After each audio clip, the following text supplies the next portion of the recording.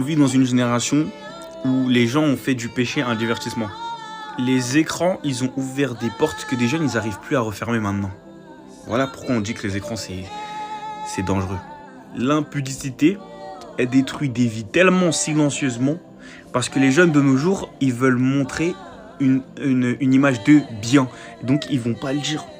Du coup, ça détruit des vies tellement dans le silence. Samson, dans la Bible, il était consacré à Dieu dès sa naissance. Il avait une force surnaturelle. Les Philistins, ils le craignaient.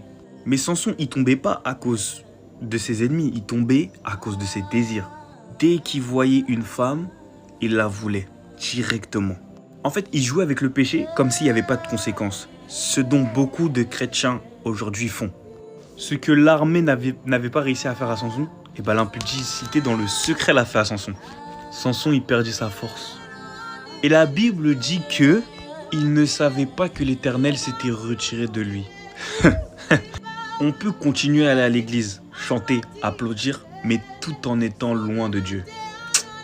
David, c'était un homme selon le cœur de Dieu. Mais un soir, one day, one night, au lieu d'être à sa place, il a regardé ce qu'il ne fallait pas regarder.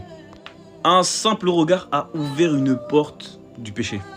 David y tomba avec Bethsabée et puis tout ça là, un enchaînement. Mensonge, manipulation, mort, impudicité. Eh les gars, de toute façon, faut lire la Bible. Je continue.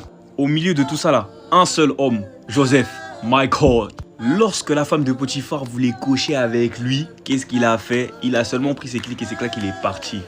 Voilà pourquoi la Bible nous dit, fuyez l'impudicité. Tu connais, non? Certains, ils veulent être forts devant le péché. Mais Dieu, il dit de fuir, les gars, wesh. Joseph, il a perdu son manteau, hein, mais il a gardé sa destinée. Beaucoup aujourd'hui, il y en a qui perdent leur destinée pour un plaisir de quelques minutes. Pourquoi? Donc sache que le péché caché peut détruire une vie. Et ça, Dieu, il le veut pas. Heureux ceux qui ont le cœur pur, car ils verront Dieu. La Bible le dit. Donc pourquoi pas toi? C'est ça.